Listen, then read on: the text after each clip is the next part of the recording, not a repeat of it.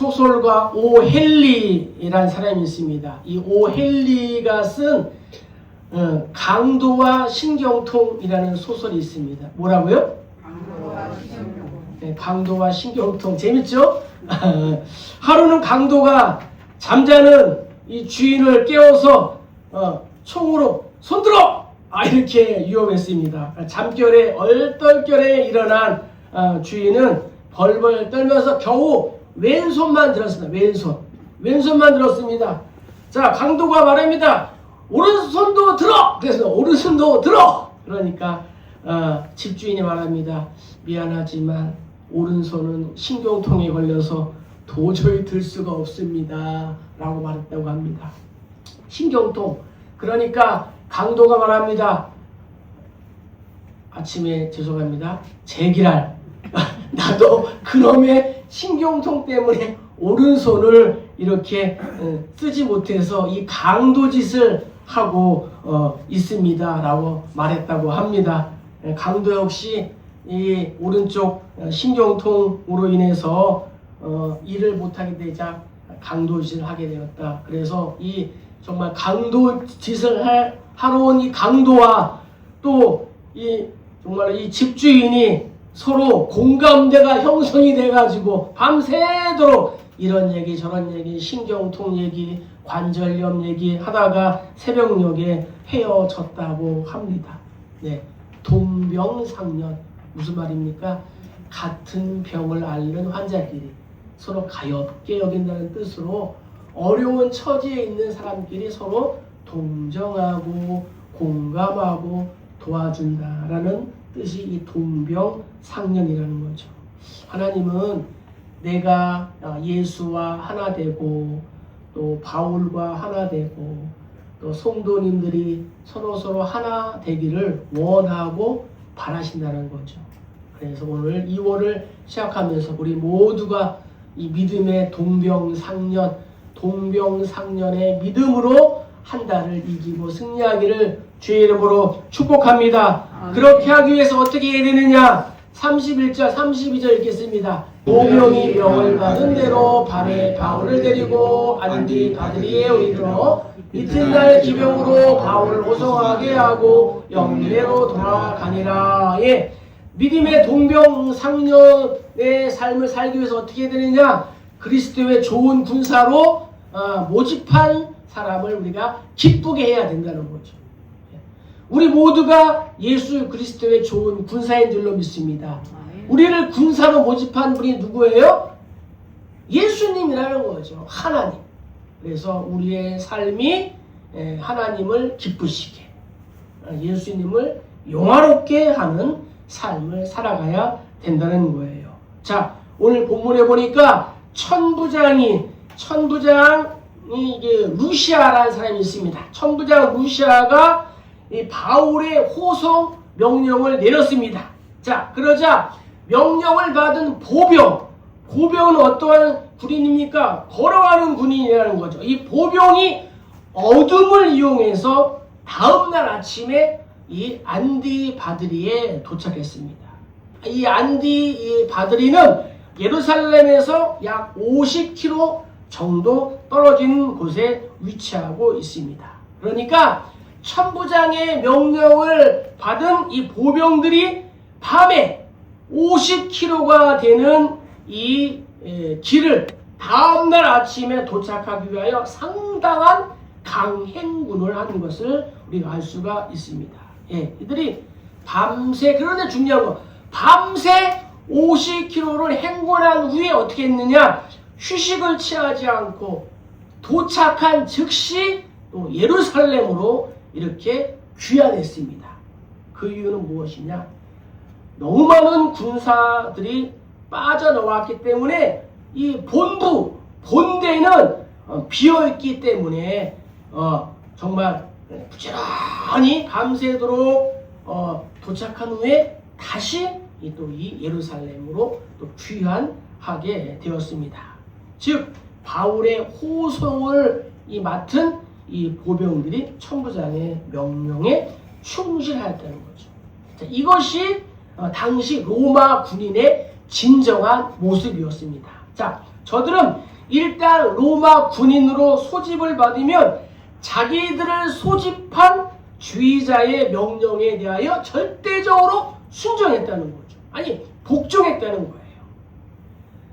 소집을 받으면 오늘날 우리나라 군대처럼 2년이 지나서 자동적으로 전역하는 것이 아니었습니다.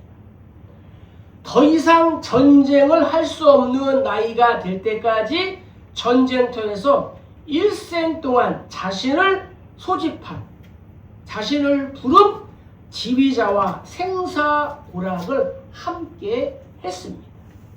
그래서 대부분 로마 군인들은 자신을 모집한 장군 밑에서 일생을 보내는 것이 관례였습니다. 자, 바울의 자신의 형편은 뭐냐? 로마 시민권자였습니다. 그렇기 때문에 이 로마 군대에 관해 소상히 알았기 때문에 성도인 우리들을 향하여 뭐라 그러냐? 그리스도의 좋은 군사다, 이렇게 말하는 거예요. 그래서 그리스도의 좋은 군사된 사람은 우리를 군사로 소집한 예수님의 명령에 복종해야 된다는 거예요. 순종해야 된다는 거예요.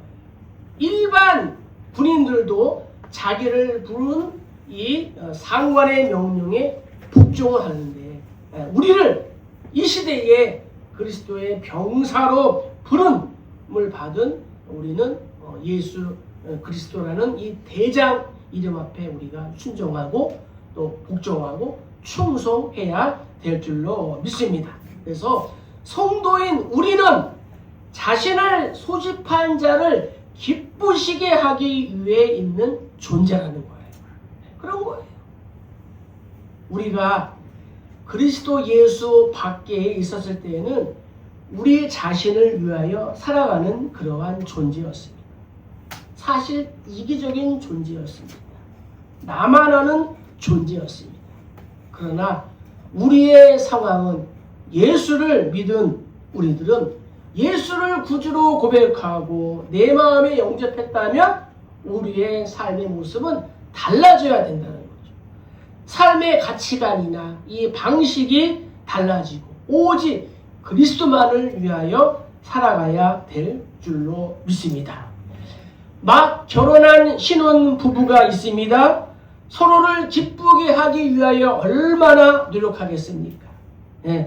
상대방을 기쁘게 하기 위한 일이라면 무엇이든 할 수 있다는 거죠. 저별을 따다 주오 하면 저별을 따다가도 주고, 또 저달을 따다 주오 하면은 그 달까지도 어떻게 해요? 따다 주지 않겠습니까? 그것이 신혼부부 아니겠습니까? 바로 이와 같은 그러한 마음을 우리가 가져야 된다는 거죠. 왜냐? 예수님은 우리의 신랑, 우리는 그분의 신부라는 거예요. 할렐루야. 아멘. 그렇기 때문에 우리가 영적인 신혼부부의 그러한 삶을 우리가 살아가야 된다는 거죠. 어떻게든지 나를 통해 예수 그리스도만이 존귀하게 되게 하겠다는 것이 우리의 말이나 봉사나 기도나 삶에서 역력하게 나타나야 된다는 것입니다. 그런데 오늘날 우리의 모습은 어떠합니까? 말로는 그리스도의 좋은 군사다라고 하면서 혹은 그렇게 되기를 바란다 하면서도 실제로는 자신의 일과 또 안일에만 빠져 있지는 않습니다. 이제 새로운 달 2월을 맞이하게 되었습니다. 2월을 맞이하면서 나의 신분 의식을 새롭게 가다듬어야 될 줄로 믿습니다. 1월 달보다는 더 새로운 마음으로, 새로운 각오로 2월을 시작해야 되지 않겠습니까? 신앙 안에서 우리는 민간인 신분이 아니라는 거예요. 날마다 치열한 영적 전투를 하는 그리스도의 참된 군사라는 거예요. 어찌하든지 나를 통해 오직 그리스도만이 존귀하게 드러내기 위해서 나의 전 존재를 드릴 수 있는 우리 모두 다 되기를 주의 이름으로 축복합니다. 자, 누가복음은 이렇게 고백했습니다. 이와 같이 너희로 명령을 받은 것을 다 행한 후에 이르기를 우리는 유익한 종이라 우리가 하여야 할 일을 한 것뿐이라 할지니라. 아멘. 바울은 디모데에게 말했어요.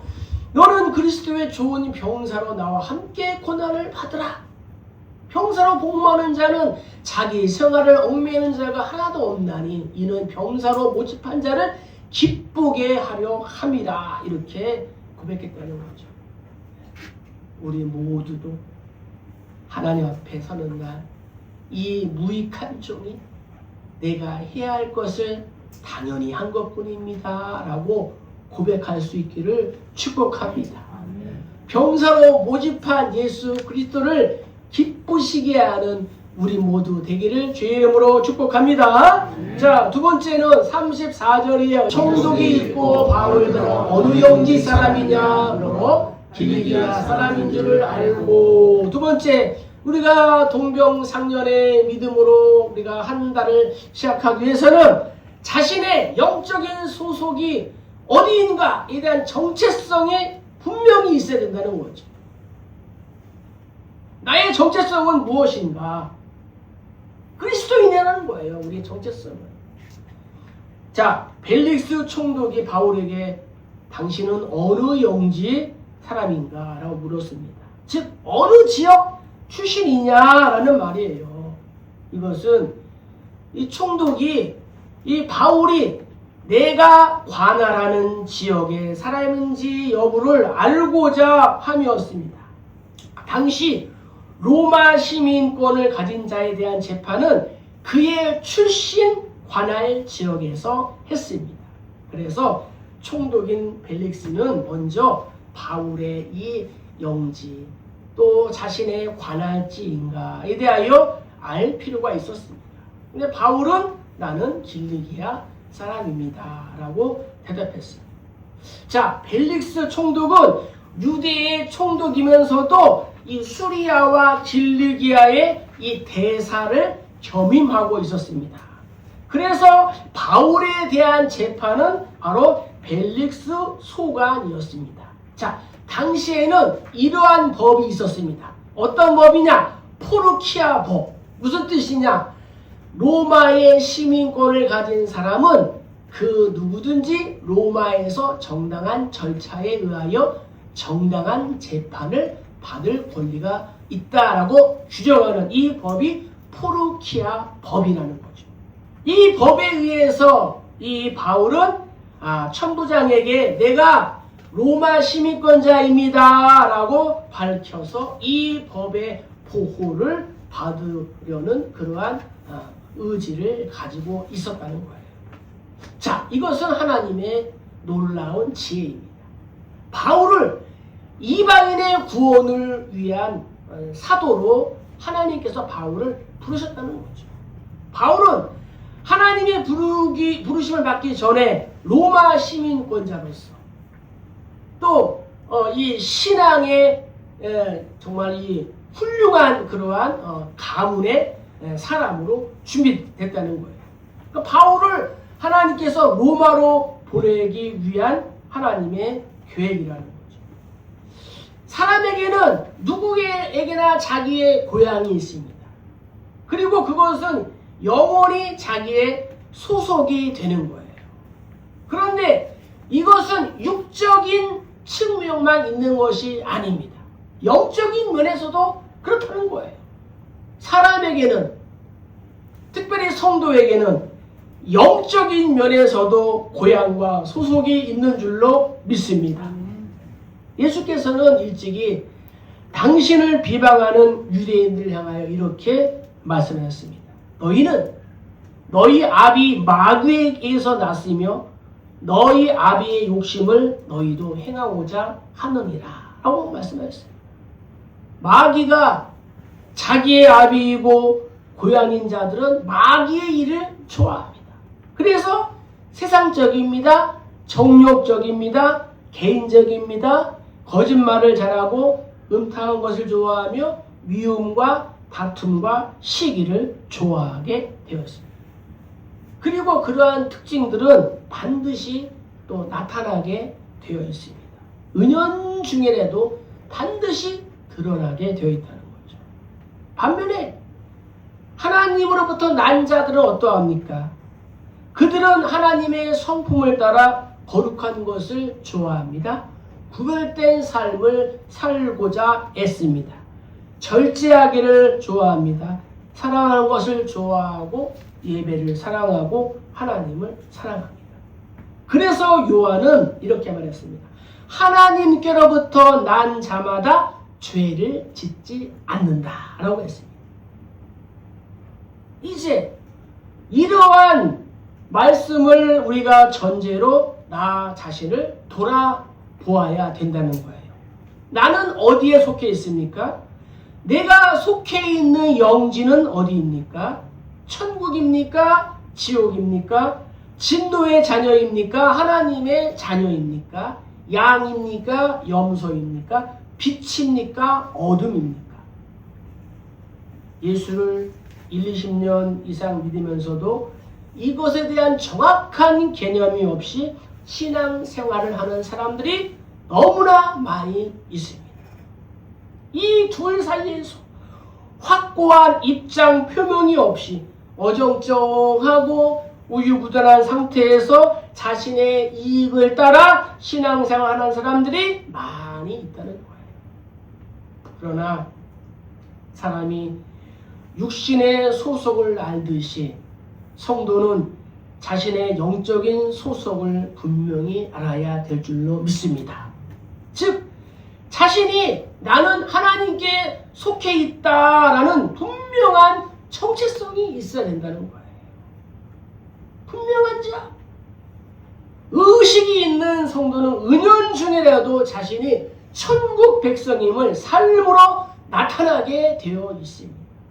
그의 말투며 행동이며 모든 것이 나타나게 되어 있다는 거죠.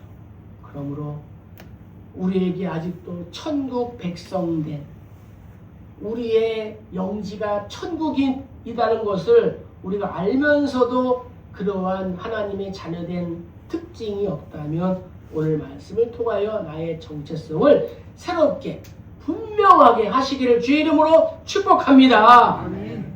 감리교의 창시자인 이 요한 웨슬리의 어머니 수산나가 있었습니다. 수산나는 스가의 자녀가 약 29명 정도가 있었다고 합니다. 어려서부터 정말 이 자녀들을 하나님의 사랑을 받은 자녀로 이렇게 확신시켜주고 신앙으로 잘 케어했습니다. 물론 도중에 이제 자라면서 세상을 뜬 자녀들도 있었습니다. 그러나 그녀는 자녀들로 하여금 매일 밤마다 이것을 자기의 입으로 고백하게 했습니다. 너는 천국의 백성이다. 하나님의 자녀다. 선택된 그러한 자녀다. 따라서 이 요한 웨슬레와 이 찰스 웨슬레를 비롯한 자녀들이 위대한 거룩하고 구별된 신앙의 인물로 이렇게 세워지게 되었다는 거죠. 그러므로 이제라도 성도인 우리는 나의 소속을 분명히 한 가운데에 신앙생활과 사회생활을 하시기를 주의 이름으로 축복합니다. 자, 열왕기상 우리 한번 읽겠습니다. 엘리야가 모든 백성에게 가까이 나와 이르되 너희가 어느 때까지 둘 사이에서 머뭇머뭇하려느냐. 여호와가 만일 하나님이면 그를 따르고 바알이 만일 하나님이면 그를 따를지니라. 이렇게 했다는 거예요. 에베소서에서도 그러므로 이제부터 너희는 외인도 아니요 나그네도 아니요 오직 성도들과 동일한 시민이요 하나님의 권속이라. 할렐루야. 우리 모두가 하나님의 나라의 시민이고 우리가 같은 식구라는 거예요. 식구.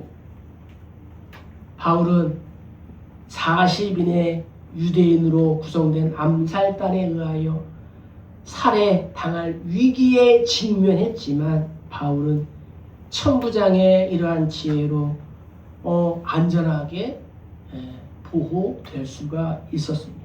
그래서 바울의 이 선교 계획은 한 차원 더 발전하여 로마까지 이제 선교를 하게 되었다는 거죠. 하나님께서는 때로는 악한 자의 계획을 도리어 당신의 뜻을 이루시는 선한 방편으로 사용하신다는 거죠. 이렇듯 악인들이 아무리 하나님과 그의 뜻을 수행하는 성도들을 방해한다 할지라도 하나님의 뜻은 막을 수가 없는 거예요. 하나님의 계획은 아무도 막을 수 없고 또 수행하는 그러한 자를, 순종하는 자를 해할 수도 없는 줄로 믿습니다. 우리가 바울의 경우를 통하여 우리가 배우는 거예요.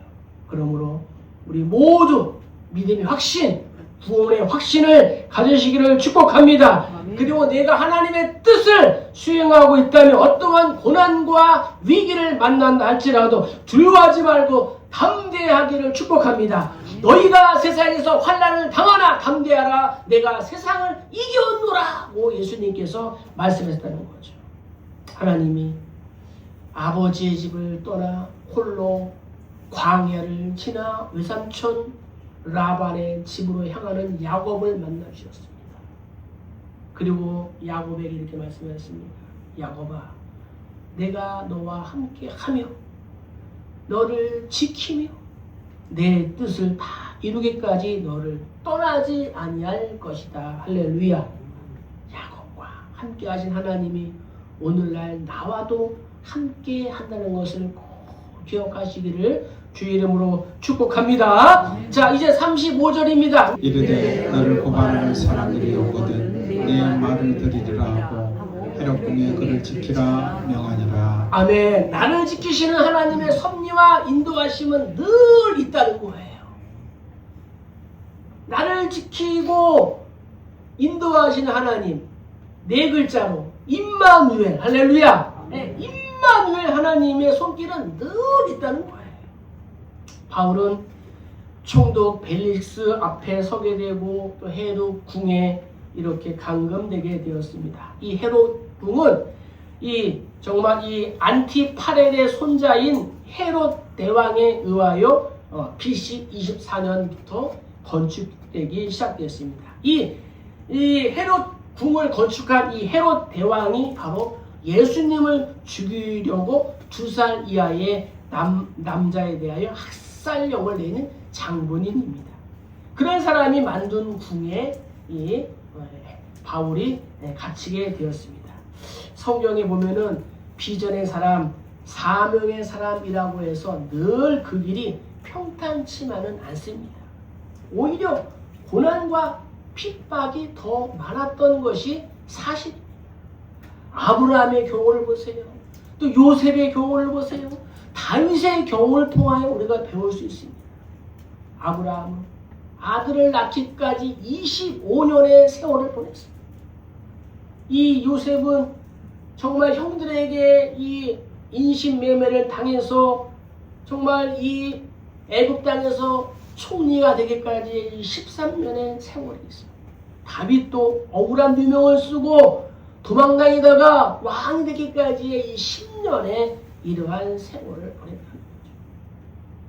비전의 사람, 사명의 사람은 자신의 목숨을 빼앗기는 일이 있고 고문을 당하는 경우에도 자신의 선교적인 이 사명을 팽개치지 않고 내버리지 않고 오직 잘 감당하여 고난 중에 오히려 하나님의 나라를 확장시킨 줄로 믿습니다. 그래서 히브리서 기자는 이렇게 고백하는 거예요. 히브리서 11장 믿음의 장인데 우리 한번 읽겠습니다. 또 어떤 이들은 조롱과 채찍질 뿐 아니라 결박과 옥에 갇히는 시련도 받았으며 돌로 치는 것과 톱으로 켜는 것과 시험과 칼로 죽임을 당하고 양과 염소의 가죽을 입고 유의하여 궁핍과 환난과 학대를 받았으니 이런 사람은 세상이 감당하지 못하느니라. 아멘. 그렇습니다. 믿음의 장 이 히브리서 11장에 나오는 정말 이 귀한 믿음의 사람들은 세상이 감당하지 못하는 사람들입니다. 사탄 마귀 귀신의 존재는 에덴 동산서부터 지금까지, 아니 예수님이 재림하시는 날까지 하나님의 사역을 방해합니다. 그리고 생명을 살리는 일에 적극적으로 방해하려는 것이 사탄 마귀 귀신의 계획이라는 거예요. 그래서 하나님의 대사인 성도들과 사명자들은 저들과 영적 전쟁을 계속 치르고 있는 거예요. 하나님의 전신갑주를 입고 기도와 간구로 저들과 영적 전투를 하는 거예요. 사탄은 잘 믿는 성도들도 올무에 빠뜨리고 사람들로 하여금 하나님을 외면하게 하고 하나님의 일에 반감을 사도록 미혹하고 때로는 책략을 꾸미는 거예요. 엘리베이터가 공사 중인데 내가 걸어서 4층까지 예배당에 올라와야 할까? 이 정말로 이 마음의 이 다툼도 사탄이 주는 그러한 미혹일 수도 있다는 거죠. 그것을 우리가 이기고 4층까지 올라왔으니 여러분들은 하나님의 그리스도의 좋은 군사인 줄로 믿습니다. 아멘. 한번 나를 격려합시다. 나는 예수 그리스도의 좋은 군사입니다. 좋은 군사입니다. 할렐루야. 아멘. 오늘 말씀을 통해서 우리도 결단하는 거예요. 어떠한 고난에도 굴복하지 않는 담대함과 깨어있는 신앙을 갖겠습니다.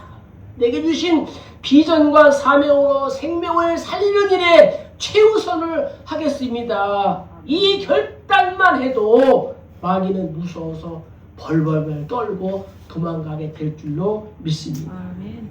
고려 말기에 학자인 이곡이라는 사람이 있습니다. 그가 쓴 한문 수필에 보면은 이곡의 참화설이라는 이러한 수필이 있습니다. 여기에 보면은 이렇게 기록되어 있습니다.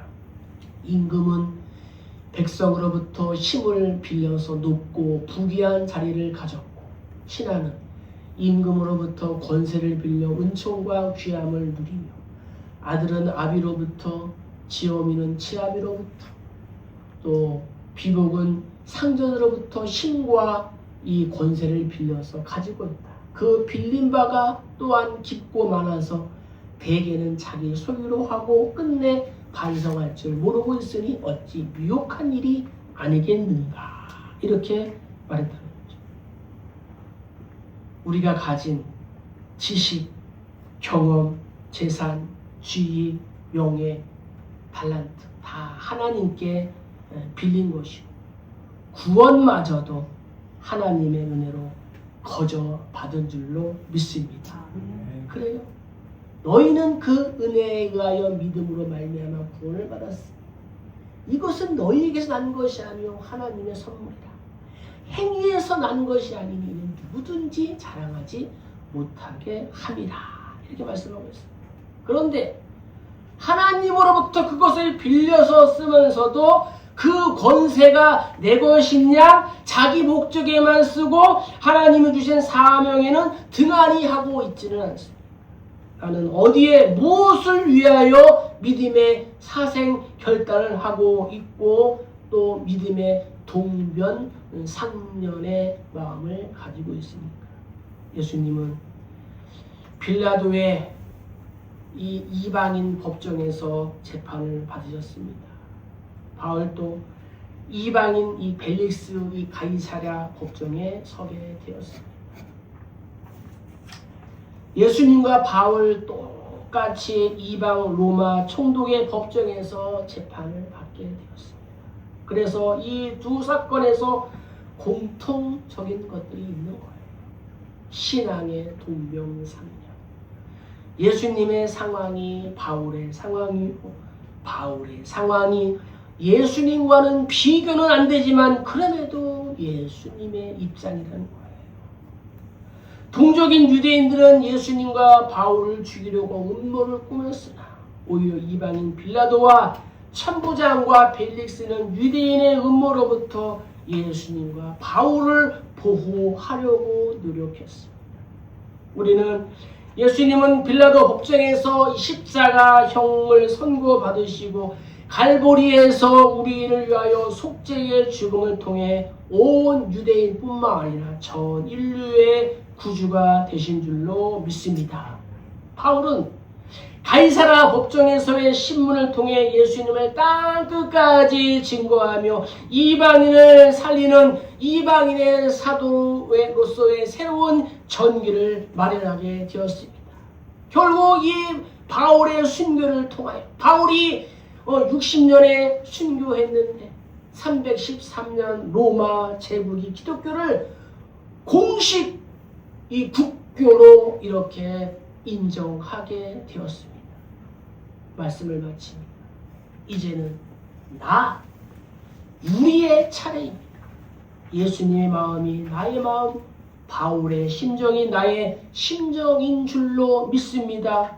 새로운 날을 맞이해서 우리도 예수님이 성령을 통해 주신 비전과 사명을 가지고 생명을 살리고 세우는 일에 영적인 동병상련의 이런 마음으로 이월한다. 이월 한 주도 살아가는 우리 모두 다 되시기를 주의 이름으로 간절히 축복합니다.